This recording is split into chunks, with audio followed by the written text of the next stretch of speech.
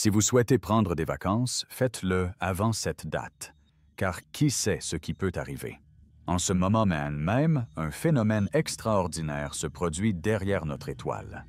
L'Atlas des objets interstellaires, le troisième visiteur venu d'au-delà de notre système solaire jamais détecté, est en conjonction avec le Soleil totalement invisible à nos télescopes. Il y a 5 jours, le 21 octobre, elle s'est positionnée exactement à l'opposé de notre étoile par rapport à la Terre, devenant invisible à l'ensemble de notre réseau d'observation. Dans exactement 3 jours, le 29 octobre, elle atteindra son périhélie, le point de son orbite le plus proche de notre étoile. À ce moment précis, sa surface sera bombardée par 33 gigawatts de rayonnement solaire. Pour vous donner une idée, cela représente un tiers de la production énergétique totale de tous les réacteurs nucléaires américains réunis concentrés sur un seul objet situé à 135 unités astronomiques de notre étoile. C'est le moment le plus intense de son voyage d'1 million d'années à travers l'espace interstellaire. Et voici ce qui rend ce phénomène fascinant. Si un processus physique inhabituel devait se produire, qu'il s'agisse d'une sublimation massive de glace, de l'activation de processus chimiques complexes ou de quelque chose de plus extraordinaire, ce serait précisément maintenant, alors que nous ne pouvons pas l'observer. Ce timing soulève de profondes questions. Pourquoi cet objet en particulier, avec toutes ces anomalies déjà documentées, traverse-t-il le point d'énergie solaire maximal pendant la seule période où nous sommes totalement aveugles? Est-ce une coïncidence statistique ou y a-t-il quelque chose de plus fondamental en jeu? Avi Loeb, professeur à Harvard et ancien directeur du département d'astronomie, a publié un avertissement dont l'écho ne cesse de se faire entendre. Si vous souhaitez prendre des vacances, faites-le avant le 29 octobre, car qui sait ce qui peut arriver? Ces mots ne relèvent plus de la simple spéculation. Ils concernent les 3 prochains jours des processus qui pourraient se dérouler en ce moment même. Atlas remet systématiquement en question les schémas établis pour les objets interstellaires. Depuis sa découverte, Atlas a accumulé une série de caractéristiques qui, prises individuellement, pourraient s'expliquer, mais qui collectivement forment une énigme scientifique sans précédent. Première anomalie, un alignement orbital impossible. La trajectoire d'Atlas est alignée à seulement 5 degrés du plan de l'écliptique au niveau du disque où orbitent toutes les planètes. Pour un objet provenant de l'espace interstellaire, la probabilité que cela se produise par hasard n'est que de 0,2%. Mais il ne s'agit pas d'une simple curiosité statistique. C'est la trajectoire idéale pour explorer plusieurs planètes en dépensant un minimum d'énergie. Si vous deviez concevoir une mission pour visiter Mars, Vénus, la Terre et Jupiter en un seul passage à travers le système solaire, vous choisiriez précisément cette trajectoire. L'alignement sur l'écliptique maximise les chances de survol tout en minimisant les corrections de trajectoire nécessaires.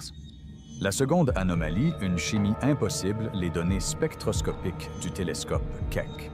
2 ont révélé qu'Atlas émet du nickel dans des proportions jamais observées dans les comètes naturelles. Sur Terre, cette signature spécifique n'apparaît que dans des procédés industriels très contrôlés, notamment lors de la production d'alliage par le procédé au carbonyle. Le nickel est concentré dans une région de 600 km autour du noyau, tandis que le cyanure, un autre composé détecté, s'étend sur 840 km. Si ces 2 composés se sublimaient naturellement à partir de la glace, leur comportement devrait être similaire en fonction de leur volatilité sous l'effet du rayonnement solaire. Non, le nickel se comporte comme s'il faisait partie d'une structure organisée et non comme un produit de sublimation aléatoire, issu d'une boule de neige sale. Troisième anomalie, une composition révolutionnaire. L'analyse révèle qu'Atlas ne contient que 4% d'eau en masse. C'est révolutionnaire. Les comètes sont essentiellement des corps glacés et impurs, morts de leurs cendres. Léo devrait être le composant dominant. Borisov, la précédente comète interstellaire, considérée comme naturelle par tous, avait une composition aqueuse typique. Pourquoi Atlas est-elle fondamentalement différente? Plus intriguant encore, la polarisation de la lumière réfléchie par Atlas est extrêmement négative, un phénomène jamais observé chez les comètes, connu y compris Borisov. Cela suggère des propriétés de surface ou structurelles uniques. La quatrième anomalie réside dans sa masse et son échelle extraordinaire. Atlas est estimé à 33 milliards de tonnes, soit 1000 fois la masse de Borisov et 1 million de fois celle de Oumuamua. Avec un diamètre minimal de 5 km, elle possède une masse suffisante pour transporter des charges utiles importantes à travers l'espace interstellaire. Pour donner un ordre de grandeur, cette masse permettrait de transporter des milliers de sondes de la taille d'une voiture ou des centaines de structures plus imposantes, tout en conservant une bonne manœuvrabilité grâce à l'énergie disponible au périhélie. La cinquième anomalie est la mystérieuse antiqueux. Entre juillet et août, Atlas a développé une antiqueux, c'est-à-dire de la matière éjectée vers notre étoile, contrairement au comportement habituel des comètes. L'analyse a confirmé qu'il ne s'agissait pas d'une illusion d'optique. De la matière était réellement éjectée contre la pression de radiation solaire, ce qui suggère des processus énergétiques internes actifs. L'aube a créé une échelle d'évaluation de 0 à 10 pour les objets interstellaires potentiellement artificiels. Atlas obtient la note de 4 non concluantes, mais suffisamment significative pour justifier une enquête approfondie mobilisant les ressources de défense planétaire. La réaction des institutions scientifiques et de défense face à Atlas a été extraordinaire et à certains égards alarmante. Pour la première fois de l'histoire, des protocoles habituellement réservés aux menaces d'extinction ont été activés pour un objet qui ne peut pas nous impacter directement. Activation du réseau de défense planétaire. Le réseau international d'alerte aux astéroïdes. ION, créé spécifiquement pour détecter et suivre les objets menaçant la civilisation, a lancé une campagne de surveillance intensive de 3 mois pour Atlas. C'est sans précédent. L'IADBUN ne gaspille pas ses ressources sur des objets scientifiques intéressants. Leur mission est de prévenir les extinctions d'espèces.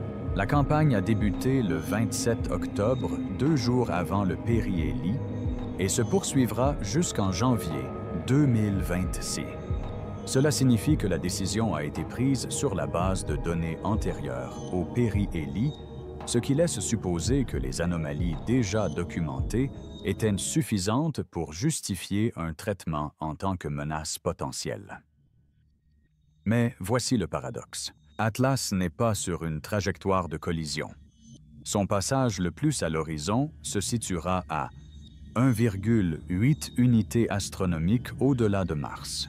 Il n'y a aucune possibilité physique d'impact.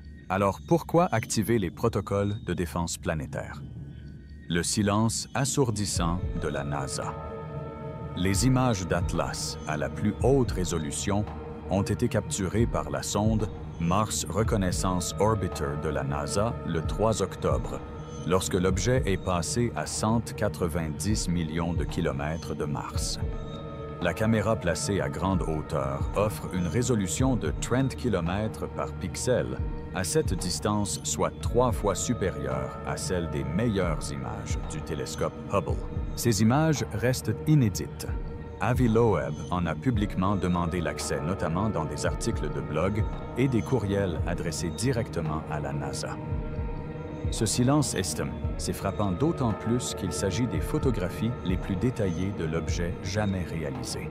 À l'inverse, l'Agence spatiale européenne a fait preuve d'une relative transparence.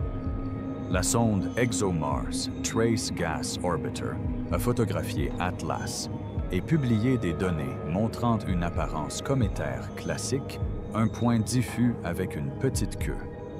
Rassurant du moins, jusqu'à ce qu'on examine l'analyse spectroscopique de ces mêmes données qui révèlent une chimie anormale. Scénarios physiques et leurs implications. La physique permet de multiples explications du comportement d'Atlas. Chaque scénario a des implications profondes pour notre compréhension des objets interstellaires et des processus cosmiques. Scénario 1. Comète naturelle exotique. Atlas pourrait être une comète à la composition inhabituelle formée dans des conditions radicalement différentes de celles de notre système solaire. D'autres systèmes stellaires présentent des métallicités des températures de formation et des processus chimiques différents qui ne se produisent pas ici. Les émissions de nickel pourraient résulter de processus carbonylés naturels au sein du noyau des réactions chimiques spontanées dans des conditions de température et de pression spécifiques. La faible concentration en eau suggère une formation dans une région poreuse riche en composés volatiles, peut-être à proximité d'une jeune étoile chaude. Ce scénario explique les anomalies chimiques mais peine à concilier l'alignement orbital et la synchronisation parfaite. Les coïncidences existent certes, mais leur multiplication simultanée remet en question la crédibilité statistique. Scénario 2. Fragmentation contrôlée. L'objet pourrait se désintégrer de manière très organisée, libérant des composants internes aux propriétés physiques et chimiques distinctes.